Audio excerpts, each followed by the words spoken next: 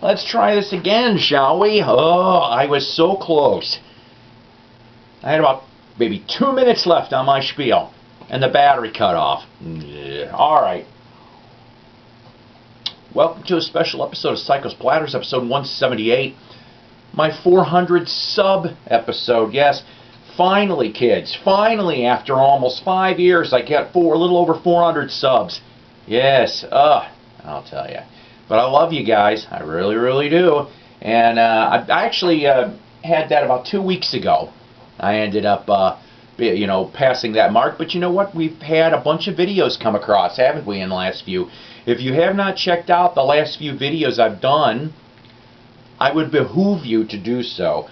The 3-part picture disc, I said a dirty word, picture disc special with Doug Fields, my co-host, who is host of the Vinyl Grotto on YouTube here. Go check out his channel and sub too. But we did a 3-part on picture disc, which was very enjoyable. We got a lot of nice comments and views from some of the viewers, which is beautiful. I also did, about a month back now, a video on Sgt. Pepper. Pretty much the history of the album, along with the detailed upcoming future editions of the deluxe CD 50th anniversary that's coming out on the 26th, which is a little over a week away. I'm going to get the 2 CD edition, I think, myself. Go check that one out, please. Also, I did a contest response video in regards to Boozleba VC's lowest white album cover number. So I went and threw my 3 album covers into the ring, along with a history of the Beatles' white album numbering system for that particular album. Found out some facts I didn't know about, and you know what? If you're into that stuff, please go check that out as well. So something tells me I'm missing a few other ones here, but like I said, this is the 400 sub video. I want to go off and mention all the new subscribers. We're going to do this first before we get to the rest of it. But here's the new subs since the last time I announced new subs. G Tam, Shamrock in Records, DJ Thunder 1970, Daddy Sensei Silver, Gilly Beck, George Price, Day Tripper, LS Grillo, The Raphael, Ken Withers, who, very nice local guy here. I met him over at the Barnes & Noble about a couple weeks back. We talked Kiss and a bunch of other things too. Oddbox Topper, Vintage Wine, that's WHINE, CJR Media, and Grebo69. Once again, thank you all for subbing to Psycho's Platters, where the goal here, of course, is to be crazy, informational, and educational, and just have some fun. So today, I want to... Oh, and you know what? My 5th anniversary show is coming up in August. I know. Psycho's Platters will be on the air 5 years in the YouTube vinyl community in August. Do me a favor, if you haven't subbed, would you please do so? Because you know it'd be really cool, to tell you the honest truth. I'd like to hit 500 subs. I know that's a little bit of a stretch considering how long it took me to get 400. But, boy, you know, it'd be really nice to get 500 subs in about 3 months. I think that could be done, if it's done properly. But if you have not subbed, I behoove you to please like and sub Psycho's Platters. You won't regret it. So today, we are going to do a musical-related episode, but it's books. Yes. In the last 2 months, I've gone off and I've ended up finding a bunch of books in resale shops, used bookstores, etc., etc., and thought I would share with you what the heck we got here, and some of you I think might actually enjoy it. Right off the bat, found at a local used bookstore for only $3. That's right, it's John Lennon in his own right, the writing Beatle. Yes, yes, yes, yes. This is from, if I remember correctly, mid to late 1964. This is an original press. $3, but look, see the binding. The binding is really ugly on here, but it's all intact otherwise. I have flipped through this. There's drawings. I'll give you one. There's one of them, but he also does short stories. I'm happy to have this, honestly. Now I just need to find Spaniard in the Works. I have never come across a copy of that. Also, same bookstore, but a couple days ago, for $1. Finally reintroduced myself a copy of My Mean Mine from 1980. I bought this when I was 13 years old, straight off the bookstore shelf. I did. And to find this for $1, I thought was really, really awesome. Here's the front. Here's the back. I'm led to believe, I think it was Genesis Publishing, came out with a leather-bound deluxe version of this a few years later, with, at that time, a CD, or maybe it was vinyl at that time, of unreleased tunes from him. Now, I'm led to believe, I think it was earlier this year, that they went off and Genesis Publishing did a updated edition, authorized by his widow Olivia, another 150 pages, I think. But, you know, like I said, until I can afford that, I'll gladly have this in my collection. So I'm very happy to have George's on that one as well. Told you before, I'm a Kiss fan. Found this one, Kiss and Makeup, the softcover edition. Found this for $1, and don't regret that either. Same bookstore, actually. Same used bookstore for good old Kiss and Makeup. Also, I've got a question, a side question a little bit. Gene's put out a couple books, and I can't remember. He put one out, it was a silver cover with the tongue thing, his tongue sticking out. Just that's all you see. I want to say it's called Sex, Money, and Kiss, but I'm not entirely sure if that's what it is. I picked this up a couple years back at a Goodwill, and there was a label on it, and it said autographed limited edition. And I'm wondering if it's real, because it was signed in silver on the main page, okay? But on the inside, so on here, let's say, it was signed in silver, but on here, there was a little bit of residue left from like the closing of the book. So I'm wondering if that really was signed by Gene. I'm not entirely sure who to talk to or who to look into it on. But if you know, put in the comments below. Also, I ended up finding over at the Goodwill Ace Frehley softcover No Regrets. I've got the hardcover sitting around here somewhere. But I like this book.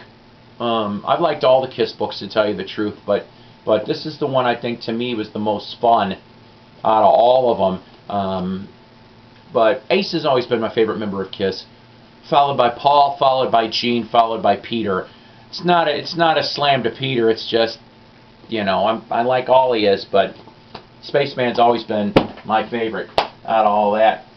Picked this up at a Goodwill too for 30 cents. Partridge Family Complete. This is from 1971. It is a sheet music book, but there is a few pictures. Here's one. But to find an over 45-year-old songbook that looked in decent shape for 30 cents, I ain't passing that up. Two signed books. I can't remember if I showed you this one. This one I found in Springfield, Missouri, at a Salvation Army bookstore. Barry Williams, Growing Up Brady. Yeah, Brady Bunch, that's right, Greg Brady. Signed. Here's the story, Barry Williams. See, Barry Williams, he's got a show in Branson, Missouri. If you ever come down to Branson, Missouri, go check it out. I can't tell you what theater it's at. He's moved his show a few times, but I saw him at Yakov Smirnoff's theater years ago when he first started down here. He lives in Branson too, by the way, and I got to meet Yakov too. What a country! But I'm glad to have this one. The second book that I found only for $1. This Wheels on Fire, Levon Helm, and the Story of the Band. This came out in '93. I got to see Levon in one of his last concerts that he did down here in Northwest Arkansas at the Old Amp. One of the strangest concerts I ever went to, seriously, as far as for the musicality of it, okay? That close to meeting him, but that was no dice either. But so I said when I found this for $1, I said, you know, for shits and giggles, wouldn't it be funny if this thing was signed? And lo and behold, dated October 5th, 1994, Chris Hang Tough, Levon Helm. Very happy to have that in my collection. The only other member that I came that close to meeting was Garth Hudson. We'll save that story for another day.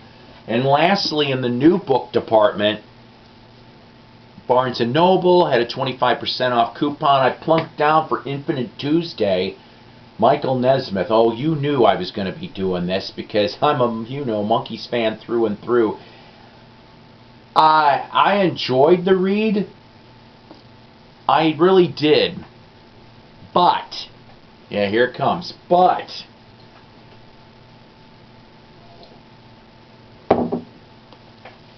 after reading this, and yes, it mostly is linear, okay? He talks about his foibles and his pratfalls in life, his mistakes. Of course, he also mentioned some great things, too. I always like Mike. Mike is one of my... Okay, you know what? I don't know if I've got a favorite monkey. I'm going to tell you the God's honest truth. I love them all. Yes, I do. I love them individually. They don't know me from Adam, but I love them all. I guess I'm just stupid. But with this here, though, I just felt a twinge of letdown. Just a little bit. Like, I guess I really was expecting a little bit more stories from the Monkees' end and his solo career. And while he did delve into the Pacific Arts label and his legal battles and his marriage troubles and some of the great bands, the first and second national band that he had, I don't think he really touched on it enough. I mean, I guess it's really not my right to complain, right, considering I'm not the one that wrote the book. He must have deemed whatever he thought was important to put down in the book.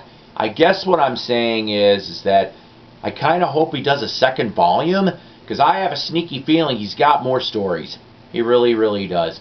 He barely touched on the Monkees. Barely. He touched on Jimi Hendrix, which I thought was totally awesome. Touched on the Beatles a little bit. And touched on other stuff. But I just had, like I said, I have a feeling there was something lacking with this book. I can't put my finger on it. If you agree or disagree, put it in the comments. It'd be a great talking point. Remember, it's just my opinion. I enjoy it. I heard he's doing a book signing tour. I pray that's the case, because you know what? I'll buy another copy of this. I will, to get it autographed. You're dang right I will. It's Mike, for God's sakes. Alright, so, rest of the shout-outs. Wax Museum with Ronnie Dark and Night Owl Lounge with Mike Adams, two of the best damn Sunday night radio shows out there in existence, along with This Is Rock and Roll Radio, too. I cannot forget Carl and Dana. I know they're back out on the air. I only get to hear them that much most Sundays. That much. I'm sorry, guys, but, you know, it's just scheduling stuff. So 6 to 9 p.m. for Wax, 9 to 10 for Night Owl. There's a new show after Night Owl, too, and I feel so bad for not remembering it. I will try to remember the next episode. But and then This Is Rock and Roll Radio on from 8 to 11 p.m. Go like all of their Facebook pages, and you can figure out what stations to be listening to for that. Thrifty Music Collectors, Tim Smith and Company, always a great pleasure. Go like him on Facebook and watch his videos, too. Shindig, the best damn English rock magazine, period. Finally back on the shelves at Barnes & Noble, locally here. I pitched a fit a couple times with Barnes. I really, really did. Now if I could just get Goldmine back on the shelves here, because I can't get Goldmine in this location. I have to drive to Fayetteville if I want to get Goldmine. I'm like, I probably should just subscribe to them and Shindig. It saves some grief. And then lastly, let's see. Lastly, the YouTube vinyl community. Without the YouTube vinyl community, of course, we would not be here. All hail the YouTube vinyl community. So once again, guys, thanks for helping Psycho's Platters to get over the 400 sub level. And if, like I said, if you haven't subbed, please do. I really would appreciate it. You take care. God bless. Rock on. And next episode, we'll be back into the vinyl. I promise. Okay? I promise.